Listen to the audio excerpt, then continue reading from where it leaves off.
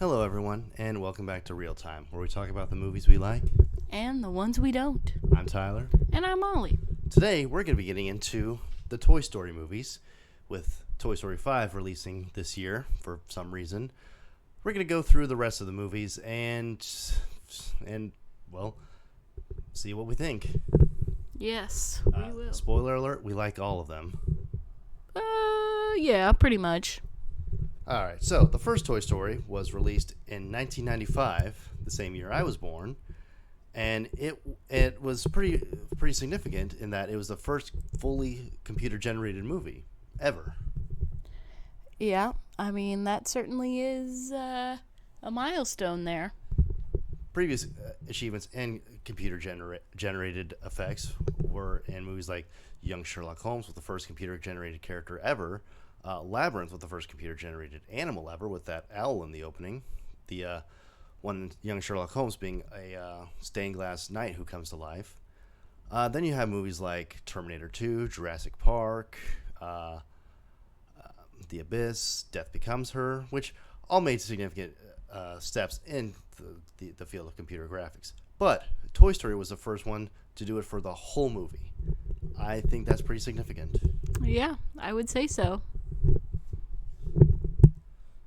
Okay, now Toy Story, I need to describe it to anyone, is about a toy cowboy named Woody who is jealous of his owner's new favorite toy, a space ranger named Buzz Lightyear, and the movie is basically them trying to get along, try to work things out between them.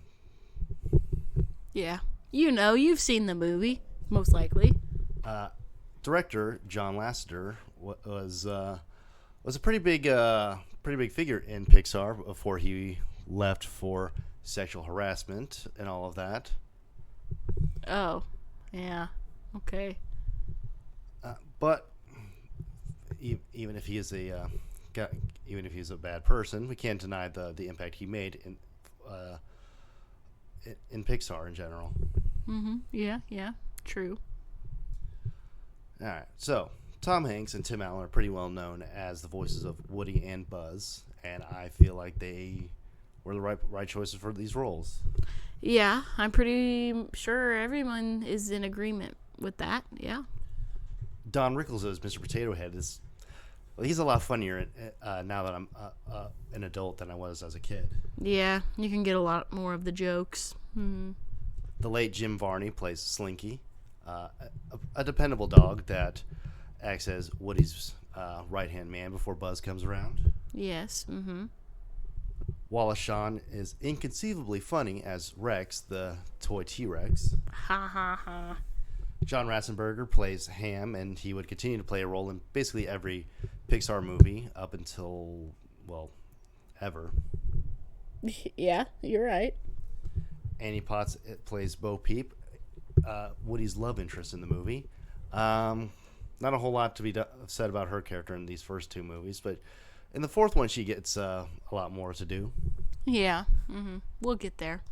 John Morris plays Andy, and I looked at this guy's filmography on Letterboxd. Like 4 out of his 5 credits are Toy Story movies. The man didn't do anything else, and I'm pretty sure he's happy that way. Yeah, I would say so. Eric Von Detten plays the prototype for Will Poulter, Sid, the mean kid next door who tortures toys, and we all knew a kid like this, or if we didn't know one, we probably were that kid at some point in our lives. I was definitely not that kid. Were you? I could see you being that kid. What? Yeah. You weirdo. Laurie Metcalf plays Andy's mom, who, honestly, she doesn't get a whole lot to do in any of these movies. She's just there. Yeah. She's just the mom character.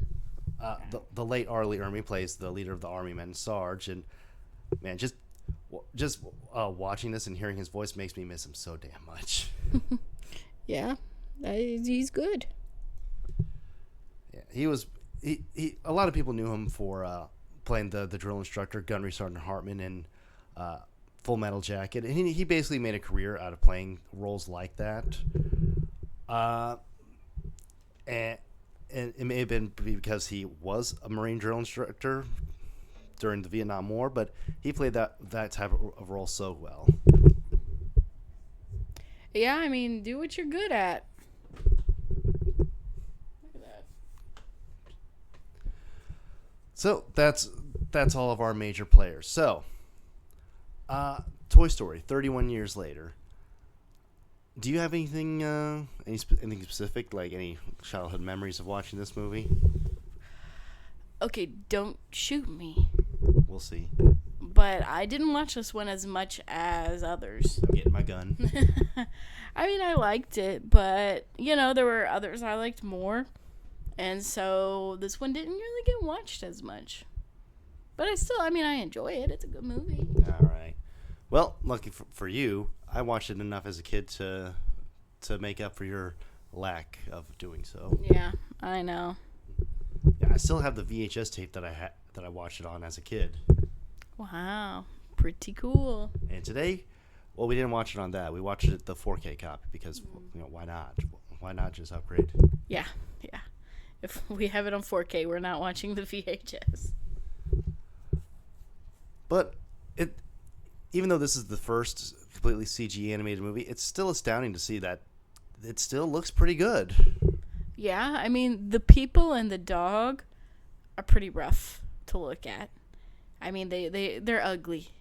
I think they're ugly design. Yeah, they don't look great. They don't. But I'm not worried about that considering this is the first one. So, you got room to grow. Yeah, it's the first one, and they're not in the movie that much. It's just about the toys. So and they all look fine. Plus, all the kids that we see at Andy's birthday are basically all copies of him. Yeah, they all kind of look similar. Now the humans do get better looking in Toy Story 2. So it was a 4-year learning curve of trying to make humans not look like boiled shrimp. So that's good that they managed to improve in that short of a time span. Yeah, that would have been bad if. No, it just looked the same. It does look better. Is what I'm saying. Yeah, and with the first movie they did that had primarily humans, being The Incredibles. At that point, they ended up looking pretty good.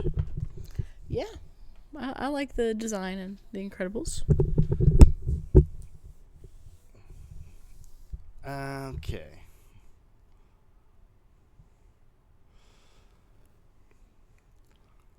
Okay, so at one point, this movie was going to be much different. Pixar had what was called the Black Friday reel, which was basically a rough cut of a scene in particular. This is the only part I've seen, and it may have been the only part that was ever released of a very different encounter between Woody and Buzz, where Woody purposely throws Buzz out the window instead of it happening on accident. And Woody in this version he really comes off as more of a evil dictator, kind of like Lotso would be in Toy Story 3. Yeah, probably good that they changed it, because then I don't think he would be as likable for sure. We probably wouldn't even have Pixar as a studio if that version of the movie was released. I don't think it would have done as well. Yeah, probably not. But we're all grateful that we got the movie we did. Okay. So Tom Hanks decided to do the role after Pixar showed him some test footage with the originals designed for Woody. At that point, he would have been a ventriloquist dummy, and it was synced up with his dialogue from Turner and Hooch. He had a good feeling about this, and he decided to do it. Mm-hmm. Yeah, pretty cool.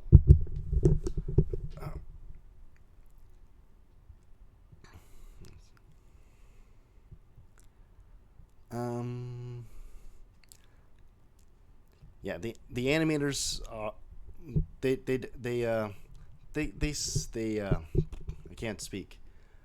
They acknowledge that the animation for this movie is a bit rough, but again, first one, you gotta have some leeway. Yeah, first one a long time ago. Yeah, because you're old when you came out. 95, that's old. Yeah. So, I mean, yeah. I mean, it's not going to look the best.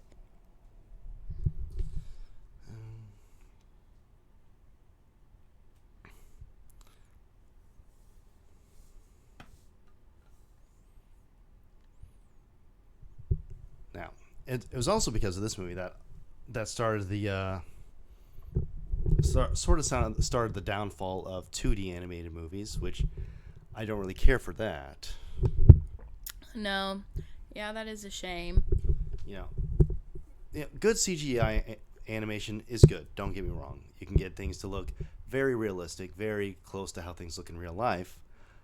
But good hand drawn, it just has a charm all of its own. Think of it like, well, I guess CGI versus practical effects. Mm-hmm. Yeah. You know I'm a fan of those practical effects. And I think the best way to highlight the differences between them is to look at some of the more worse versions of them. Like you take some crappy hand drawn animation, and it still has that sort of charm that you would expect. Mm-hmm. Bad CG animation, it looks awful. Yeah, I agree. Same thing with the practical versus CG visual effects. It's all about that. Yeah, practical effects still have that charm that more like this was made by a human, and then you get too much CGI, and it's boring, it's tiring, it looks bad sometimes. Yeah. I think another way to look at it is hand drawn is best for simplicity. It's very simple, it's very basic, down to earth, all that sort of stuff. But with CG animation, you can get more detailed and get more in the weeds with things, So there are benefits to both, and a good movie is a good movie regardless of whether it's hand drawn or made with computers. So, like what you like, there's positives and negatives for both. Mm-hmm. Yeah, there is.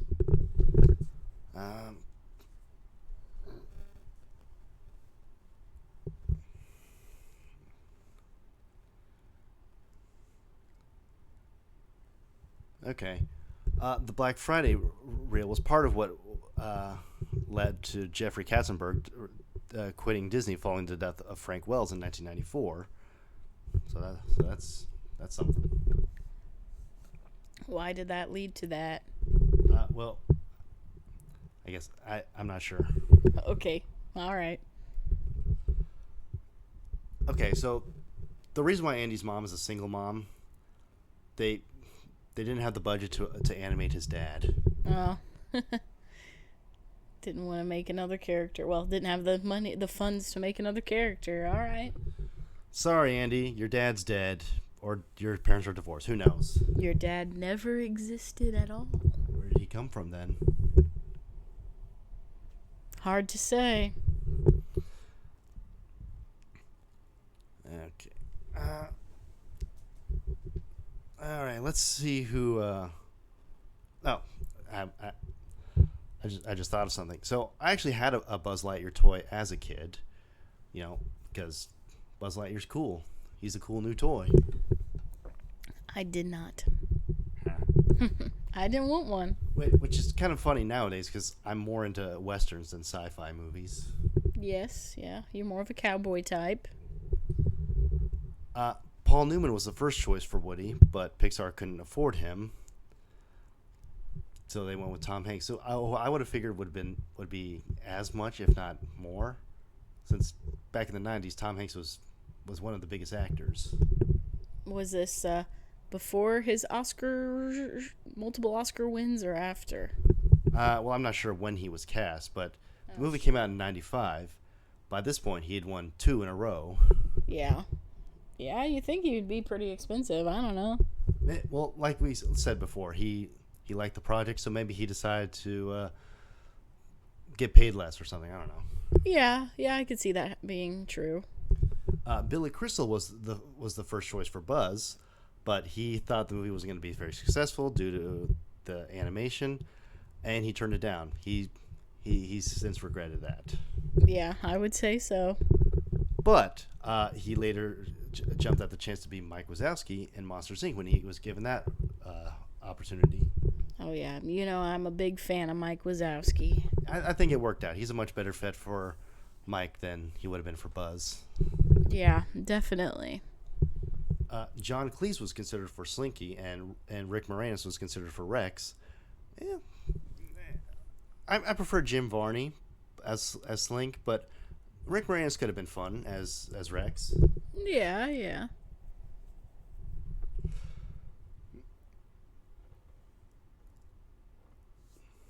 Oh my gosh, my foot is so swollen.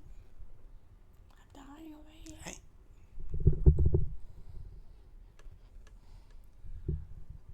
That's about it for the first Toy Story. Do you have anything to add? No. You've all seen the movie, I would assume. So you know, it's classic. Yeah. It started Pixar off on a very right foot, and it's basically been their bread and butter ever since. Yeah, it has been. Which is why we're getting Toy Story 5. Yeah, seems a bit excessive, but oh well. I guess. Well, yeah, but the Toy Story franchise has gotten a whole bunch of stuff outside of the movies too. You got that Buzz Lightyear Star Command animated show. That was pretty fun. I didn't really watch it too much. Sorry. It'd be a lot cooler if you did. I'm sorry. Yeah. We got a whole bunch of shorts after Toy Story 3 came out. Those were fun. Yeah, sure. We got a strange thing with Lightyear, the movie that Andy supposedly watched that made him want to get a Buzz Lightyear toy. I don't believe you. Ain't no way, yeah. No way. No way. This was the movie that Andy watched and thought, yeah, I want a Buzz Lightyear. No way. No, yeah, never. A child would not do that. Maybe it's the gritty reboot that he saw as an adult. I would believe that. Mm-hmm. Yeah, sorry, my mouth was full. But look, I'm not even sure if we're going to include Lightyear in this. Probably not. It might be a separate thing because, look, honestly, the movie isn't that bad. It's just mid. I thought it was pretty boring. Eh. I think lots of things are boring. I'm a tough critic. Critic. This from the woman who likes the stupids. Hey, it ain't boring, is it? And Napoleon Dynamite. Okay, Napoleon Dynamite is a classic, and I will not take your slander. Yeah, it's not slander. It's true. Mm-hmm. Let's be done, man. All right. Next, we're going to get into Toy Story 2. Probably definitely the best in the Toy Story series, and possibly the best from Pixar. Yeah, I'd say so. I don't know about that. Well, whatever. Anyways, on to Toy Story 2. All right.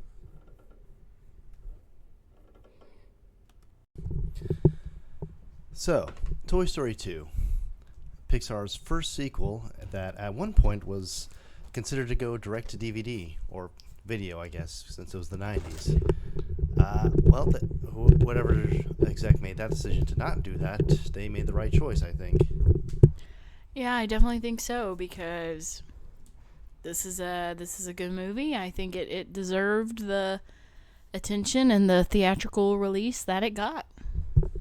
Yes, indeed. Now, all of our main players are back again for this, so we don't have to go too in detail with the cast, but we have some newcomers like Joan Cusack as Jessie, a woman cowboy that Woody meets, who was part of an old TV show that he was on. Do you know what you said? What? You said woman cowboy. Why didn't you say cowgirl? Sorry, I wheezed. Cowgirl. Look, that's a good point, but I'm just going to keep going. Yeah, keep going. Yes, this woman cowboy. That's funny. Yeah. All right, a woman cowboy. Or yeah. Yeah, if only there was a better word for that. Yeah, if only. It's okay. I'm a little regarded. Yeah. You are a little. Keep going, man. Kelsey Grammer plays the prospector, Stinky Pete, and I guess spoiler alert for this over 25-year-old movie, but the bad guy of the movie as well. Yep, the twist villain at the end. Yeah, he's definitely better than some of the twist villains that Disney has been putting out these days, or I guess not these days, but the last decade. Since the one in Zootopia 2 was actually pretty all right. Yeah, that one was all right. I didn't see it coming, so yeah. Let's see. Wayne Knight plays Al of Al's Toy Barn, of course. Yes, of course. And that's about it for major components, major characters in the new one. Yeah. Did you say Bullseye the horse? Well, he doesn't speak. He's just a horse. I guess you're right. Yeah, but he is a new character. Okay, sure. Yeah. All right. Okay, so as Pixar's third movie ever and first sequel, there was definitely a lot to live up to with this movie. The last movie that Pixar had released was A Bug's Life, something that was considered fine enough, but not Toy Story. So there was this question: could they do sequels? How good is this one going to be? And safe to say, it lived up to all expectations, and I'd say surpassed them. Because, as I said in the first part of this video, this is my favorite Pixar movie ever. Yes, I do think I agree with you that Toy Story 2, I do like a little bit more than the first one.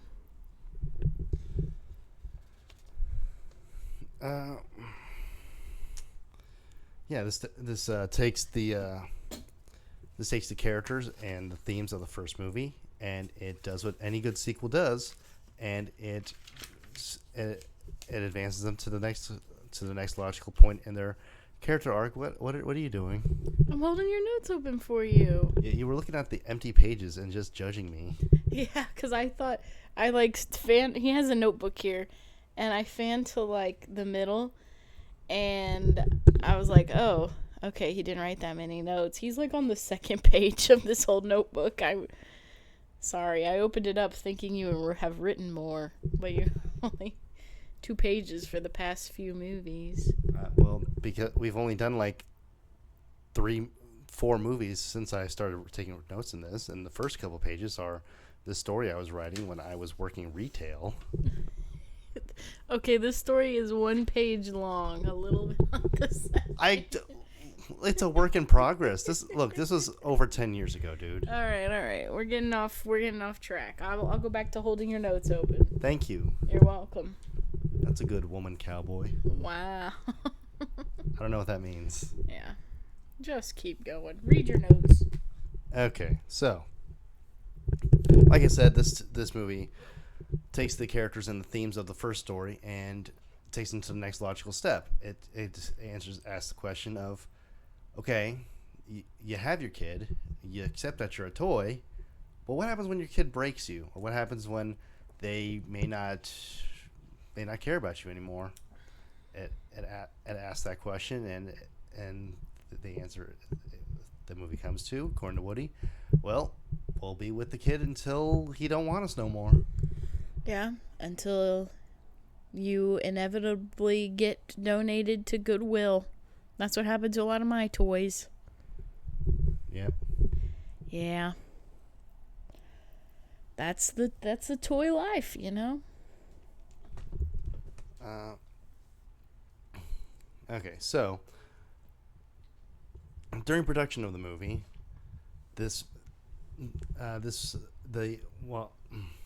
why can't I speak ever? You are having a hard time today. More than usual. I haven't hydrated. But yeah, you do. Yeah, I noticed you still got a full soda over here. That's not hydrating. That's soda. I consider sodas hydration. Yeah, that's why you have kidney stones. I don't have kidney stones. She doesn't, but she will. No. I'm healthy. I'm good. Anyways, so when they were working on the movie, basically the whole thing got deleted, backups and everything. Yep, I believe I've heard of this before. But luckily, there was a pregnant woman, or someone who had recently given birth, who took a lot of the assets home to work on, and she basically saved the movie. That's pretty funny. Man, I would totally be the guy who accidentally deletes the entire movie. Did they fire him? Or was it not one person's fault? Was it? I think it was an accident. I think it was like some sort of virus or something. Yeah. Man, I would be pooping my pants. Let's see. Yeah, during the production of the direct-to-video version of the movie, the database containing the master copies of character sets, animations, all that were accidentally deleted. Supervising technical director Galen Sussman, she'd been working from home after having her baby, had a backup. But thing is, it didn't matter too much since they ended up scrapping a whole lot of that anyways and restarting. Yeah, well, I'm sure they could use some of that for the new movie, but... Well, yeah, they still had all the 3D assets to work with. So it still would have been a huge pain if it got deleted permanently.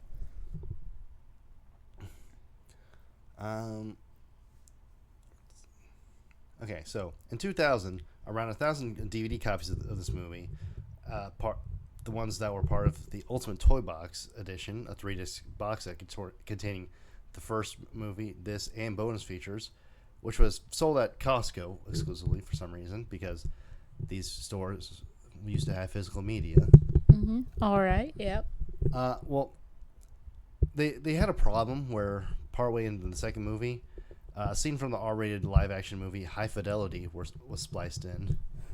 That's weird. All right. I guess it could be worse. Yeah, oh yeah, it could be worse. You know, it's not like with Fight Club where there's a huge, big old wiener snuck in the credits. In Fight Club? Yeah. Huh. Which again, then again, this is an adult movie, so, you know. Yeah, it's a little bit better if it's an adult movie. Plus, that was intentional. Yeah. Sure.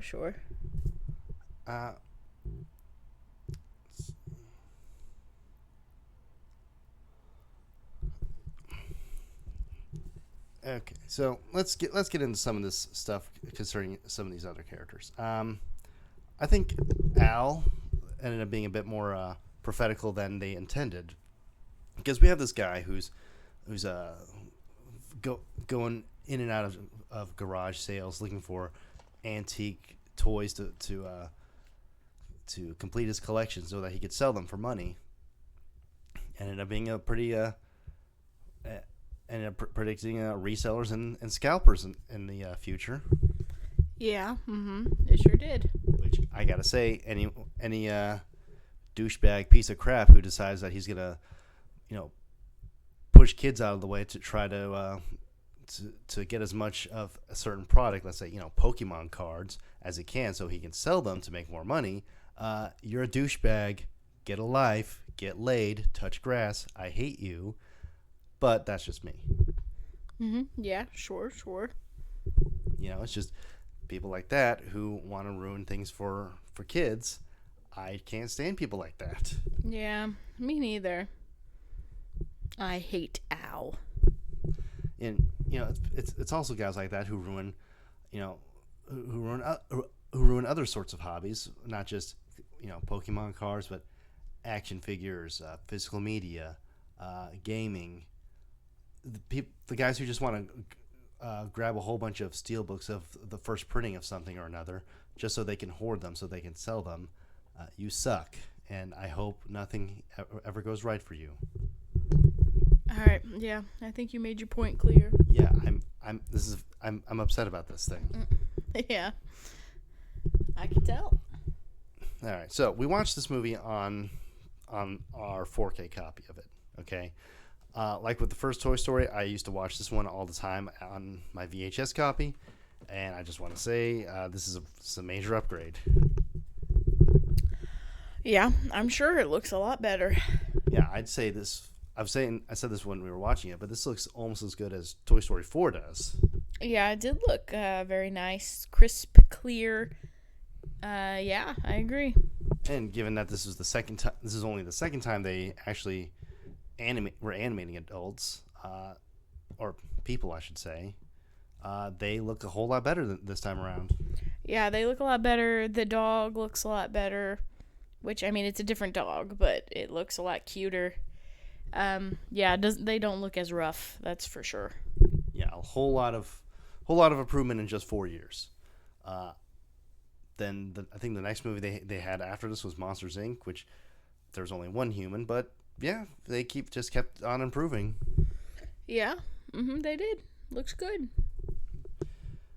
Another thing that I really liked watching this as a kid was at the end of the movie there was all these animated bloopers of like the characters in the movie acting as like they were just actors in a movie. Yeah, man, I love that. They need to bring that back. The Monsters Inc. one is hilarious. This one's good. Yeah, it's so funny. Though, in more recent copies of the movie, they cut out this scene where Stinky Pete is kind of acting like a casting couch director with some of the Barbies in his box. So that's kind of sucks that they cut that out. I really don't remember that. I'm sure I've probably seen it though, but yeah, I just don't remember. Yeah, I'll it's probably up on YouTube somewhere. We'll watch it after we record this. Okay. Which leads me to another thing. I think the character of Stinky Pete is a pretty decent villain. I'm gonna make a hot take. I'm gonna have a hot take here. I think he's one of Pixar's best. Yeah, I mean, he is pretty good. You trust him. You think he is gonna be a help to Woody, and then you realize, oh, he's not. He's a bad guy. Yeah, he's a twist villain, and he's an effective twist villain, in the fact that, well, at first he doesn't seem like a villain. He seems like someone who's maybe a bit pushy. Maybe you can guess that he could be a villain, but he just seems like someone who has Woody's best interest at heart, because that's what's going to be best for all of them. So what he tries to do, he doesn't try to force Woody to come with him to Japan. He convinces him. He, sort of points him in the right direction. Like, this will be good for all of us. We can be loved by kids of all ages for forever, basically. And isn't that nice? And it actually works. Woody goes along with it until he realizes, no, it's probably better to actually be, it would be nice to be loved by a whole bunch of kids, but it'd be better to be loved especially by one kid. Yeah, Pete does a good job at manipulating and guilt tripping Woody into going along with them. He tells him about Jesse's sad story, and he does a good job at manipulating feelings. Yeah, he does a great job. Honestly, all the villains so far that we've had in the Toy Story movies have been pretty up to snuff. Like, maybe you could or couldn't make the argument for Sid being one, considering he's just a kid who does what kids do. Kids are kind of dicks sometimes with playing with toys. Sometimes they'll be a little rough, and he doesn't know that these toys are sentient until they scare the crap out of him. Yeah, that's true. And Lotso is a pretty fantastic villain, with the comparisons that I've legit seen people make, where he's compared to fascist dictators. He makes for a pretty intimidating villain for a teddy bear. Yeah, he does. And then the one from the fourth movie, I don't remember her name, but she seemed a reasonable enough, well, maybe not even villain, but antagonist, who all she wanted was to just be with another kid. Yeah. I definitely don't remember that one as much. But that's okay. We'll talk about it later. Yeah, we'll get to it. Um. Okay, so Jessie is normally voiced by Joan Cusack, as she was in the Toy Stories 2 through 4 and upcoming 5, as well as all the shorts. But her yodeling was done by Mary Kay Bergman, who unfortunately committed suicide a few weeks before Toy Story 2's release. Oh. Most people know Mary Kay Bergman as most of the early voices of all the women characters on South Park. Oh. Okay. Let's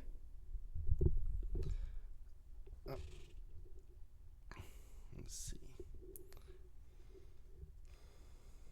Now, let's see. There's, of course, a lot to see of what could have been done. Yeah, we already went through the direct-to-video stuff. We're all very glad that they didn't do that.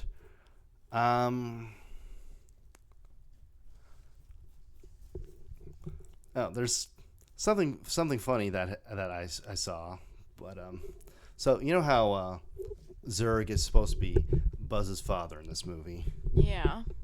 Well, in Lightyear, he's Zurg. Yeah. I guess spoiler alert for Lightyear, but who cares? Yeah. I feel like when they were making Lightyear, they forgot about that. Oh, they forgot about a whole bunch of lore just from the Buzz Lightyear Star Command TV show. Yeah, there's a lot. Like, dude, it was packaged right there. You could have went... No, never mind. Yeah, don't get into it now. Point is, Buzz Lightyear Star Command was awesome. I don't remember it that much. Too bad. I'm sorry. Anyways, so, if both of these things are canon... Buzz Lightyear is his own father. Yeah, I suppose so, which is odd. All right. Yeah, he pulled a Fry from Futurama, who went back and became his own grandpa on accident. Very interesting. Okay, so I forgot another new character. Estelle Harris is the voice of Mrs. Potato Head in this movie. Yeah. But other options that were considered were Betty White, Doris Roberts, Marsha Wallace, Carol Burnett, Cloris Leachman, and Florence Henderson. Yeah, bunch of old ladies. Yeah. Though, White and Burnett would eventually voice characters in Toy Story 4, so, they got there in the end. Yeah, they did. So, that whole montage, that sad song "When She Loved Me," telling Jessie's backstory. Yeah. That wasn't supposed to be in there originally. Jessie was just gonna tell the story, just telling it. Yeah. But I think this song really worked, especially with the wordless dialogue. Well, wordless dialogue. What the hell's that, Tyler? But with the lack of dialogue in the scene, it really helped to tell the story. Yeah, I think it made it more emotional. It's nice. Yeah, well, that's Sarah McLachlan for you. She did the Sad Pet song. Yep. Any closing words on Toy Story 2? It's a classic, and yeah, I think it's the best Toy Story movie. I agree. Toy Story 3 is coming up, and I haven't seen this one in a little bit. Same thing with 4. So I guess we'll see how these two hold up. Yes, we will, I guess. Toy Story 3 was one of my most anticipated movies of all time, leading up to its release. So, and keep in mind, I was also 15 at the time, so I wasn't really too much into, like, animated kids movies or Disney movies or whatever. But for some reason, Toy Story 3 just it checked that neuron, like, yo, what about this? Oh, you're right. Let's go. Yeah. I didn't really feel the same, but that's okay. We'll go watch it. Yes, we will. Let's get into it. Okay.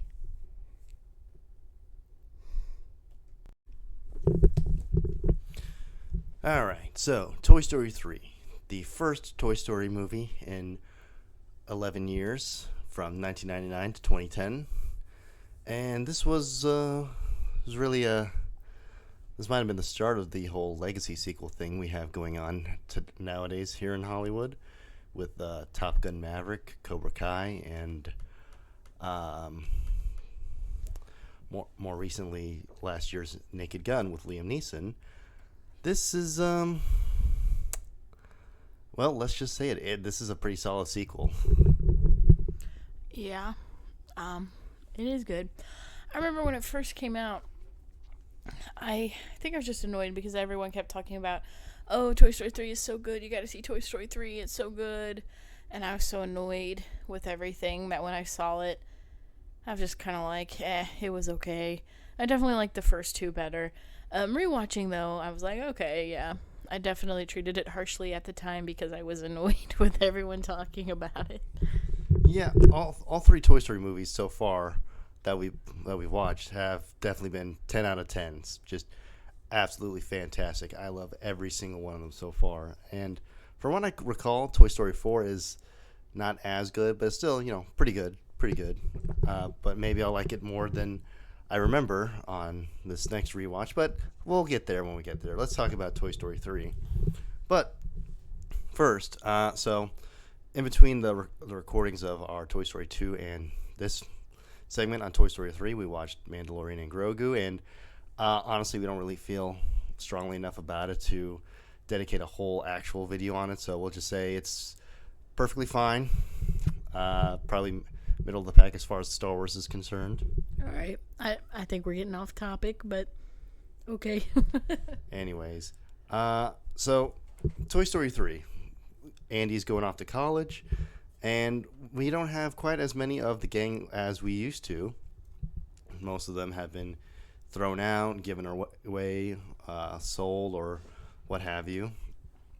So we just have more or less the main core of Woody, Buzz, Jesse, Bullseye, the Potato Heads, Slink, Rex, and Ham.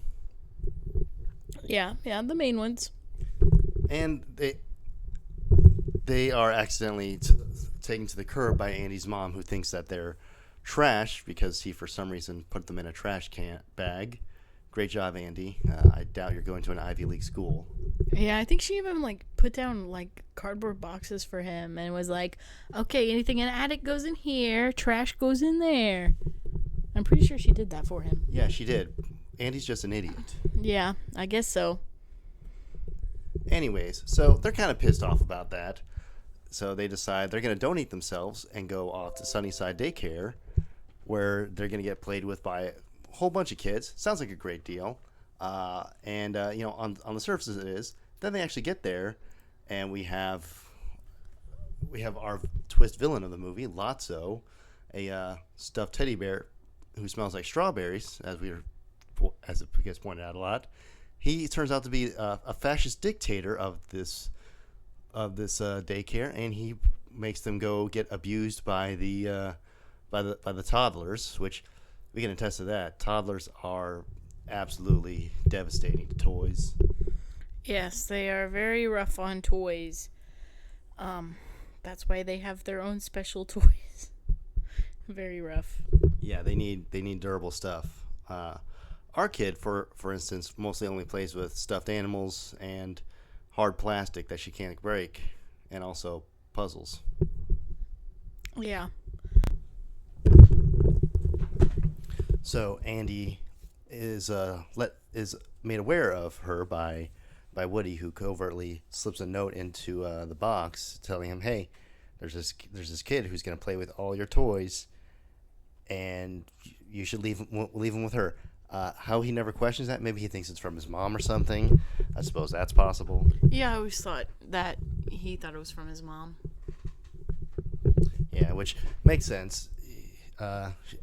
He does know her, Bonnie's mom, as we see. So, yeah, you know what? This isn't a plot hole. I'm just being a goober. Yes, you are. All right. So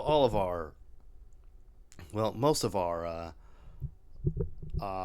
cast from the last two movies are here, with the exception of Jim Varney, who unfortunately passed away in between these two movies, but he's replaced by his good friend Blake Clark. Yeah, sorry. I was taking a drink. Yeah, that's a shame, but, these things happen. We get a Barbie and Ken played by Jodie Benson and Michael Keaton respectively, and these two were actually some of the funniest parts of the movie, if I'm being completely honest. Yeah, I liked their spots a lot. I love how when Barbie dressed up as Ken to get Buzz's instructions back, and the bookworm sees that what he thinks is Ken wearing high heels. He's not even surprised. He's just disgusted. Yeah, that's pretty funny. That part always makes me laugh. And let's be real here. The version of Ken we saw in this was basically a PG version of the cock ring Ken that we got back when Ken first made his appearance. This Ken does not like women. Yeah, I mean, that's what it kind of seems. Okay.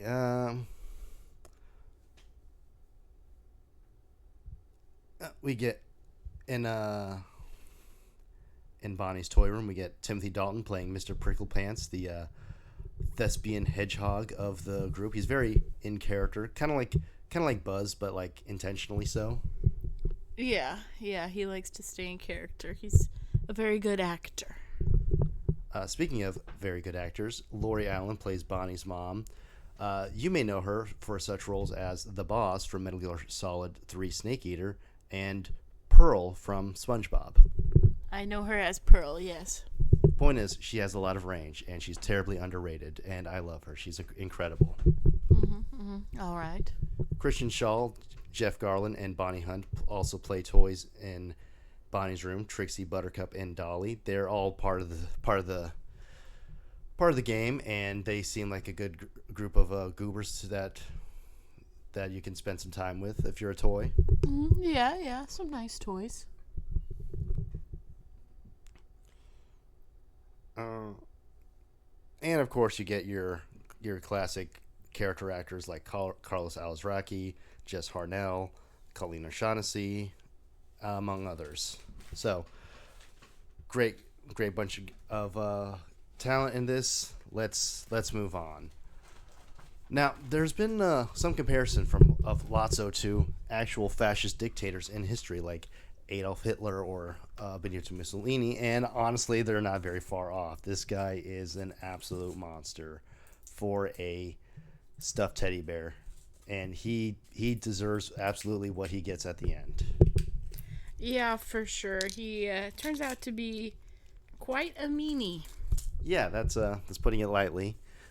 So back when he, this big baby, and Chuckles the clown, that's probably not his name, but I don't care, were owned by another kid.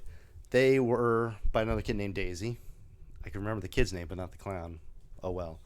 Back when they were owned by Daisy, they actually got left behind when her family was on some sort of trip, which, look, I just gotta say this, as a parent, we try our hardest not to leave our kids' stuff places. I feel like they were kind of not paying attention. That's just me, though.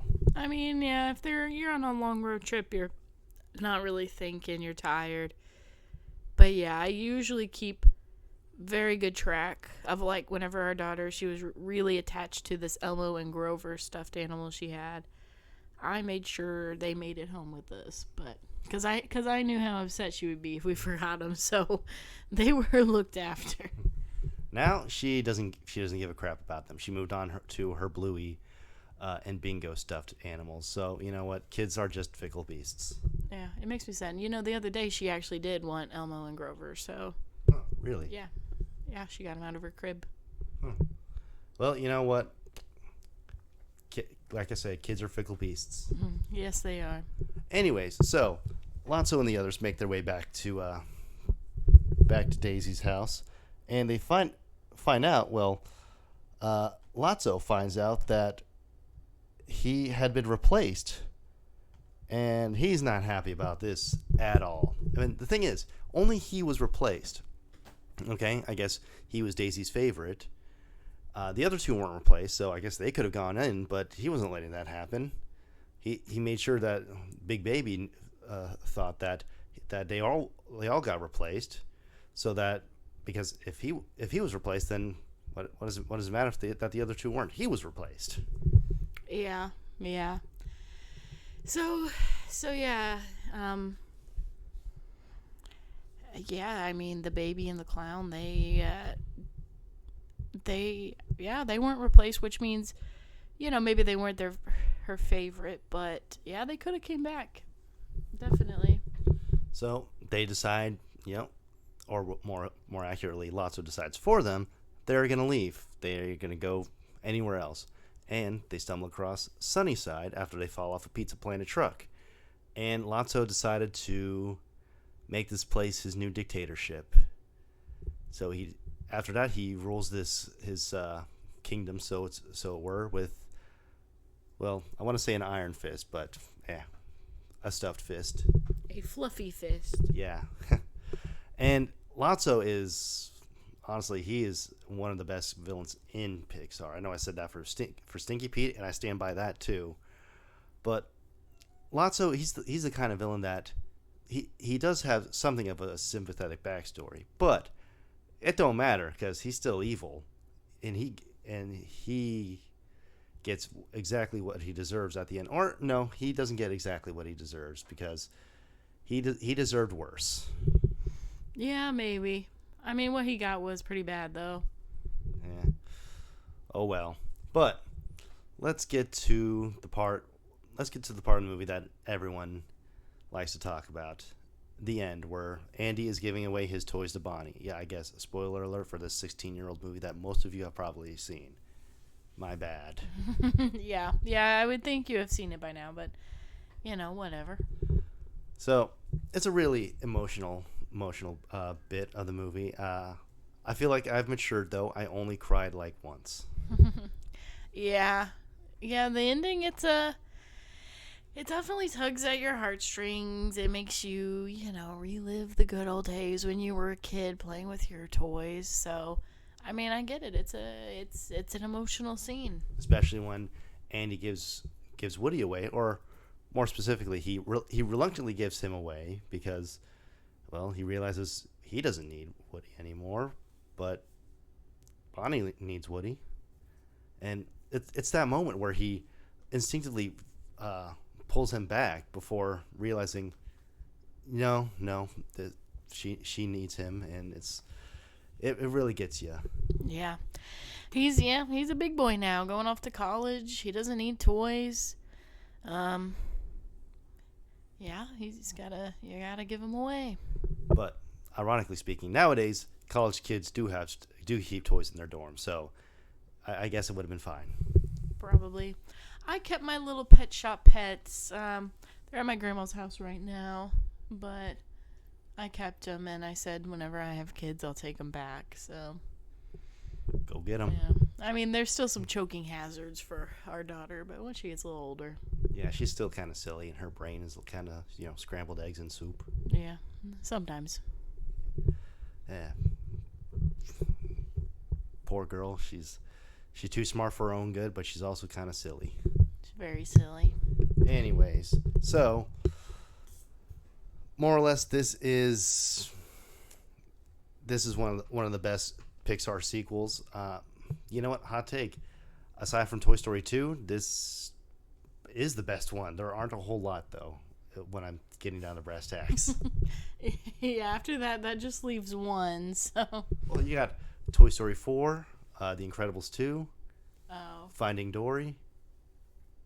I thought you were limiting it to just Toy Story, I said Pixar. Oh, well, I'm tired. Okay, we got 3 sequels. This is kind of ridiculous. Yeah. Oh, Cars 2 and 3, but who cares about Cars 2? I have not seen it. Yeah, don't worry about it. Anyways, one of the best, and honestly one of the best movies from Pixar. Like I said, this is a very emotional, very mature handling of all of these themes that we've seen in the series so far.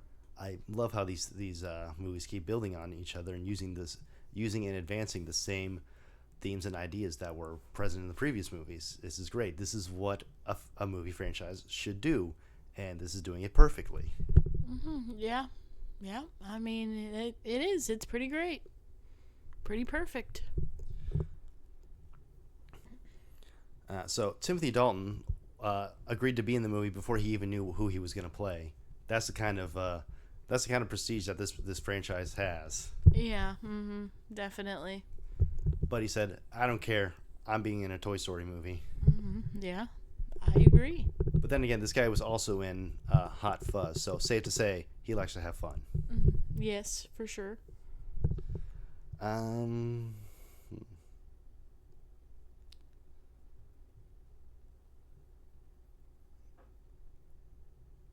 Oh.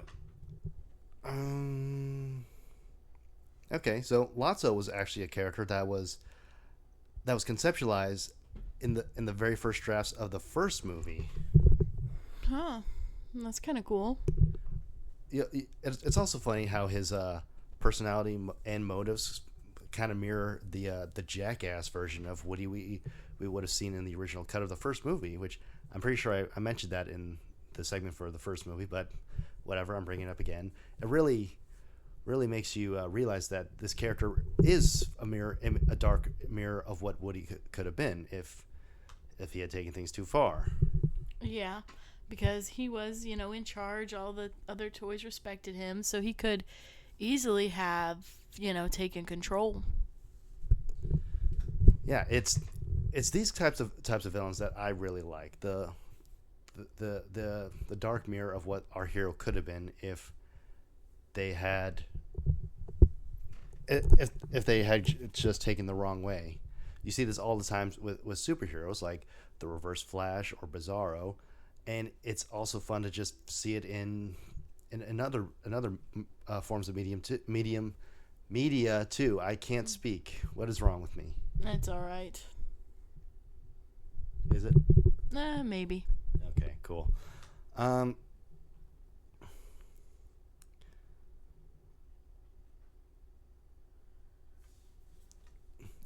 so I said how John Morris had returned to play Andy. His last acting role was Toy Story 2, 11 years prior, but Eric Von Denton, who was Sid in the original, returned for his cameo in this movie too. He was the garbage man with the skull shirt. I guess he just hadn't switched up his wardrobe. He didn't even say anything, did he? Yeah, he was scatting. Oh, all right. I guess so. You think they could just get anybody, but okay. Music scatting, not poop scatting. I knew what you meant. All right.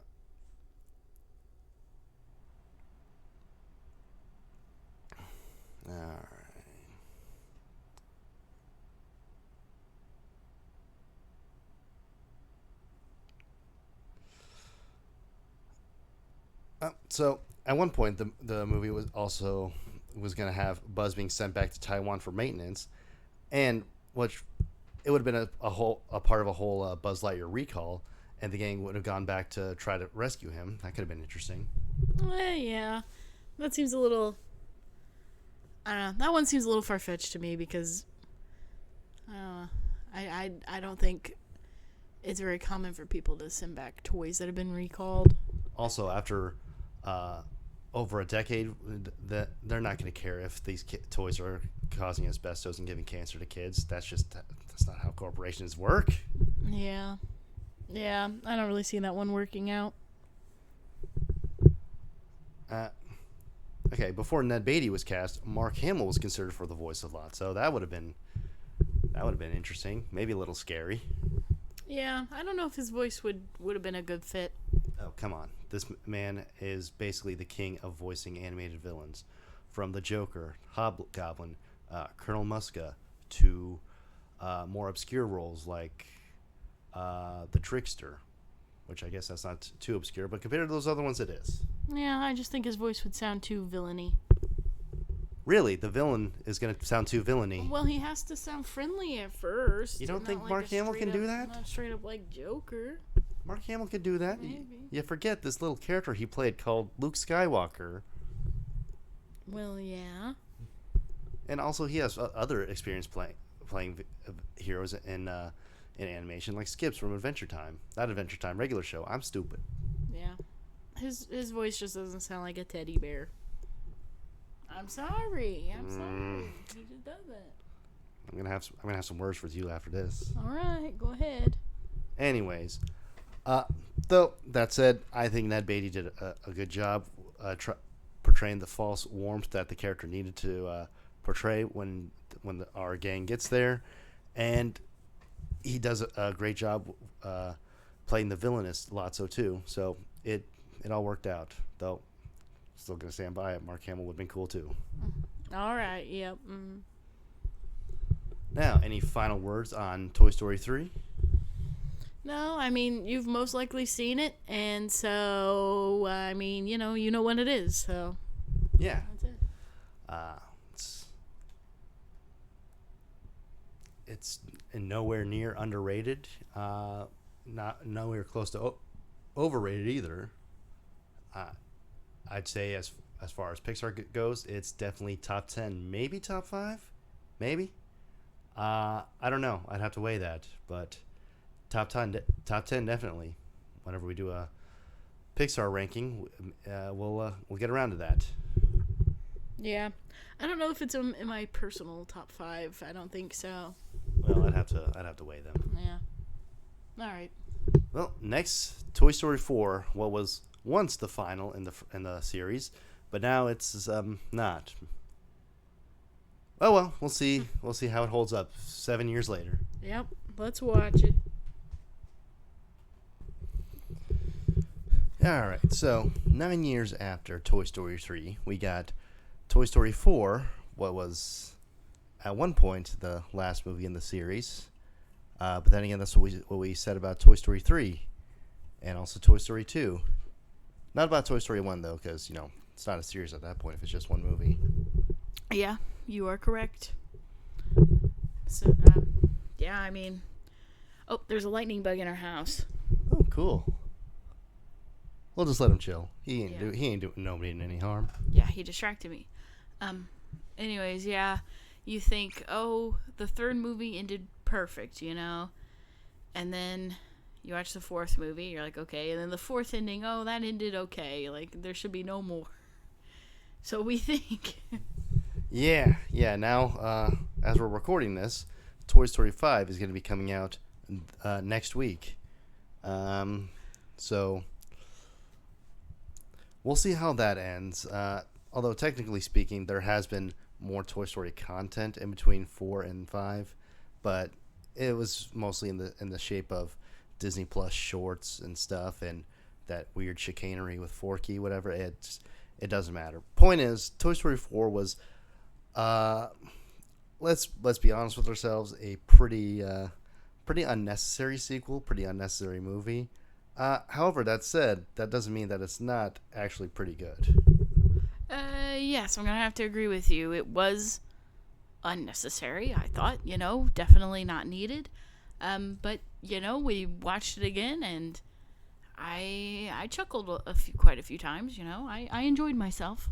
Yeah, especially with the Key and Peele characters. I just love those two together. They're one of the funniest duos in comedy I've ever seen. They're right up there with Abbott and Costello, in my opinion. Yeah. Hot take, I know. Yeah, I mean, I don't know if I'd rank them that high, but they are very funny. So, basically, all of our actors from the previous movies are still here, aside from the ones who have unfortunately passed and been replaced, such as, unfortunately, Jim Varney is still dead, but we have his best friend Blake Clark as Slinky still, so that's nice. Yeah, that's nice, yes. We also get new additions like Tony Hale playing Forky, a spork toy that Bonnie creates on her first day of kindergarten. She's really lonely, and Woody helps her out by putting some arts and craft supplies on her table. He's really lucky that kids are stupid. Yeah, because you think, okay, if a bunch of craft supplies just landed in front of me, I would be a little weirded out. Then again, she did have her back turned, so maybe she just thought the teacher did it. I guess so. But yeah, she's also a kid, so kids are silly. Kids are stupid. They're silly. They're both. Okay, maybe. We also get Christina Hendricks playing Gabby Gabby, the quote-unquote villain of the movie. I wouldn't necessarily call her a villain because, honestly, her motivations aren't that bad. She just wants to be loved by a kid like any other toy in these movies. Now, granted, she is trying to more or less steal one of Woody's organs so that she can replace her voice box that was damaged. So there is that aspect. Plus, she has these ventriloquist dummy goons that all look like Charlie Kirk, so that's kind of creepy. Yeah, those those dummies. I can't say ventriloquist. Oh, well, there we go. But anyways, those guys are pretty scary. But yeah, she's not exactly a villain. She is a little manipulative, but yeah, like we said, her motive is, it's understandable, and she becomes a good guy at the end. And she gets to be loved by a kid at the end too. She helps the kid helps her. Everyone's happy, and Woody even decides that she isn't past redemption like Stinky Pete or Lotso were, so it's fine. Yeah, turns out fine. Like we said, Jordan Peele and Keegan-Michael Key play a Bunny and Ducky plush pair who are literally connected to each other, and they're probably some of the funniest new characters in this movie. Yeah, they are pretty funny. But that's just Key and Peele for you, like I said. Yes, we established that. Mm-hmm.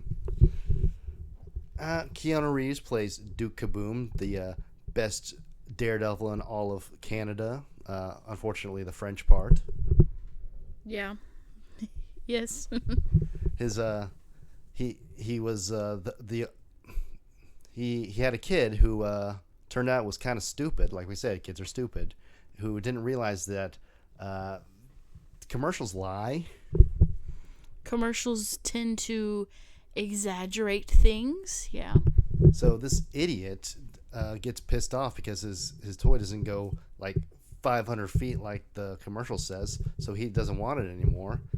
Idiot. Yeah, pretty sad.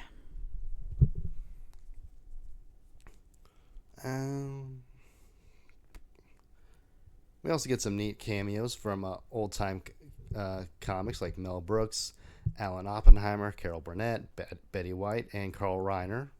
In addition to one of the newer talents in comedy, such as Bill Hader. That was nice to hear his voice, even though I didn't realize it was him until I saw it in the credits. Yeah, his character doesn't talk very much or at all, so... Yeah, he just spends the movie being stoned and not really caring about his job. I get it. Yeah, Molly smokes all of the weed. Oh, yeah, you know me. If you know me, you know I'm smoking in the corner. Smoking that grass. Yeah, she does all the weed, guys. Yeah. It's just 2 or 3 weeds a day. Sometimes 2 or 3 weeds per hour. Wow. Well, no wonder you do it in the corner because you are being bad. Yes. Yeah, you're right. So, like we said, this is an unnecessary sequel, but as far as unnecessary sequels go, this is probably one of the better ones. Like, I can't lie. This is a fun movie. Woody gets his character arc pushed to another level where he figures that maybe his kid doesn't need him anymore, so he can help other toys who get lost. I think this is a fine enough place for him to go, and he gets to see Bo Peep again after she was absent from the last movie. We see in the prologue to this one, she gets given away to some other family who as we see later on, gave her up like a few years later because I guess kids don't like, shepherds Or lamps. or lamps. The kid wasn't exactly Brick here saying I love lamp. Yeah. I mean, it makes sense. The lamp is more like a nursery lamp, it seems. So I'd say it's pretty quick to grow out of. Yeah, and as Woody said, Andy's little sister Molly really liked this lamp. It would help her go to sleep, but well, she grew out of her. Yeah, that happens. I remember I used to have a Ninja Turtle lamp, I think. I feel like I had another lamp too. So yeah, I mean, people just use lamps a lot, is what I'm saying. You never had a Bo Peep lamp. No, I never did. This Molly didn't. Yeah, I did not. This Molly should have a weed lamp, though. Yeah, marijuana leaf lamp. Because you know what I'm doing. Yeah, I'm doing it right now. She is. She's got like 2 marijuanas in her hands. Yeah. 1, 2, 3. Oh, there's another 4. 4.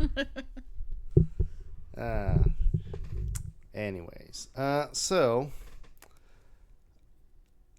now should this have been the last Toy Story movie? Yeah, probably. But I'd be lying if I said that I wouldn't be interested in seeing what happens next. Because, there's a lot of things you could do with Woody and Bo going out in the world and saving toys. I know we saw a little bit of that in during the credits, but, there's a lot of potential for storytelling here. Yeah, but they all come back together for this movie, so I wonder how that's going to happen. Yeah, I don't know. From what the trailers look like, there's going to be a whole bunch of Buzz Lightyears looking like small soldiers, kind of. To try to fight the iPad that the grandpas in charge of Pixar are saying that kids are always wanting. Yeah. So yeah, I mean, I don't know. I don't know what's going to happen. Who's to say? But I guess we'll find out. Anyways, in between Toy Stories 3 and 4, Don Rickles unfortunately passed away. But with the permission of his family, Pixar combed through the archive recordings of his voice from the previous movies and games and stuff so that they could fill out his dialogue. And we got about 3 or 4 lines out of him. Yeah. Which, I mean, it's a shame that we don't get to see a lot of these characters, but I mean, since his voice actor is dead, I mean, I understand. Which... like you said, we don't really get to see too much of the side characters from the previous movie, so there's almost no point in giving him any lines at all. Yeah, that's my biggest complaint is that we don't get a lot of time with the characters that we know and love. Yeah, this is primarily a Woody focused movie, and I don't necessarily mind that. He is the main character and all. And the side characters that we do get attention, that we do spend time with, are entertaining. They're fun. I've told you how much I like Key and Peele, and I'm no stranger to Keanu Reeves' love. I'm a Redditor and all, but I'd rather spend more time with the guys that we've known the past, well, over 30 years at this point. That's a long time. That's older than me. Yeah. Not you though. No. So yeah, if I have any complaints about this movie, it's primarily that. I guess I could say that this movie was unnecessary, but as I said before, it's also very good. So I don't feel like I should take away anything from it if it manages to overcome that. Yeah. Mm-hmm. Yeah, I agree. Well said. Another one of the actors who unfortunately is no longer with us, who passed between movies, was R. Lee Ermey, the voice of Sarge, leader of the Green Army Men. He died in April of 2018. Though it does make sense why his character wouldn't appear anyways, because they all appeared at Sunnyside, so and they don't go back there, so there's really no point for them to be in the movie. But I just miss R. Lee Ermey, is what I'm saying. Yeah. Yeah, I mean, it makes sense. They're not in this movie, so. But yeah. It's also kind of funny that Duke Kaboom is a motorcycle daredevil, given that Keanu Reeves, uh, he's a big motorcycle guy himself. Ah, well, that makes sense. And I think it was either the stunt team or the VFX team from the last Matrix movie, or the third one. Uh, Reeves got a pretty big bonus from that movie, and he bought the whole team motorcycles. Oh, that's cool. Well, yeah, Keanu Reeves is a cool guy. I would have just accepted cash instead, but motorcycle cool. Well, maybe they like motorcycles. Yeah, I don't. I'm scared of. Woman, I'm scared of them. you were scared of flying until we did it a few years ago.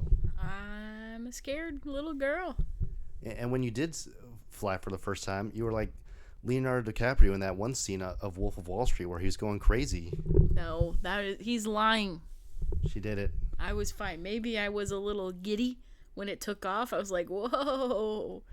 But You called the captain a very bad name. I did not. He was very upset. No, I was well behaved. Hmm. You got yelled at by a flight attendant that coming back. Remember? No. Anyways. um. That don't pay attention to her. She's just a silly one. I tell the truth. You lie.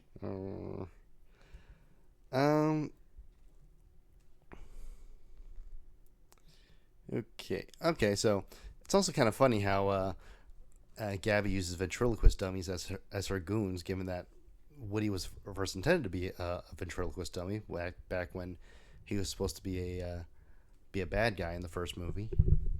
The dummies are always bad guys, probably because they're scary. I blame Arla Stein myself. That is probably his fault. Kind of creepy. We also get a neat cameo with Tinny from Tin Toy in the antique store. That was nice. He was one who opened the casino door to let Bo and Woody in. Oh, I was being attacked by our daughter at that time. Which one? Who's that? Like a little marching band guy. He spins from around. From the short? Yeah, from Tin Toy.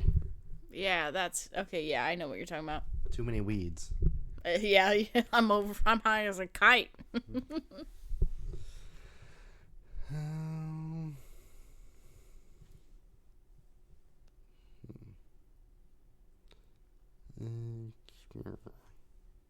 Oh, this was also the last time Estelle Harris played Mrs. Potato Head before she died in 2022. These were also the final film roles for Carl Reiner and Carl Weathers before they died in 2020 and 2024, respectively. Wow, yeah.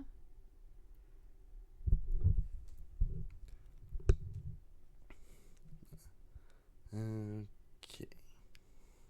Oh, and this isn't typically done, but Tom Hanks and Annie Potts actually recorded their lines in the same room together so that they can really fully develop the relationship between Woody and Bo. That's pretty neat. Yeah, that's cool.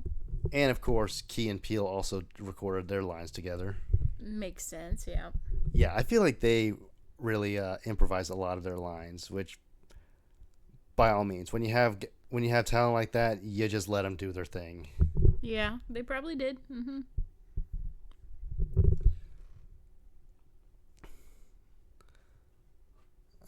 Okay. In the original script, there were some casting suggestions that didn't happen. Morgan Freeman was supposed to make a cameo as a neglected nutcracker, but his character was just completely cut out. And Joe Pesci and Robert De Niro were also considered for the Ducky and Bunny roles. That's interesting. Yeah, we probably would have heard Joe Pesci try his hardest not to drop F-bombs every other sentence. Yeah, that would be a problem.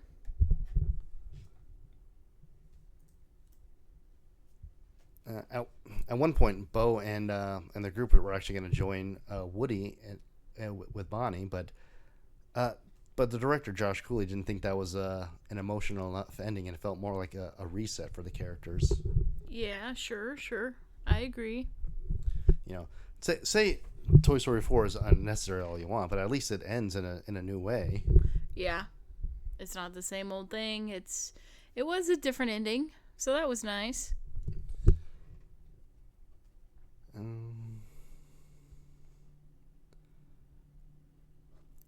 Oh, another earlier version of the movie had Bonnie's cousin swab Buzz and Woody's heads. That would have been funny.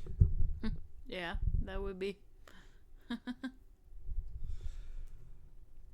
All right. So, any final thoughts on Toy Story 4?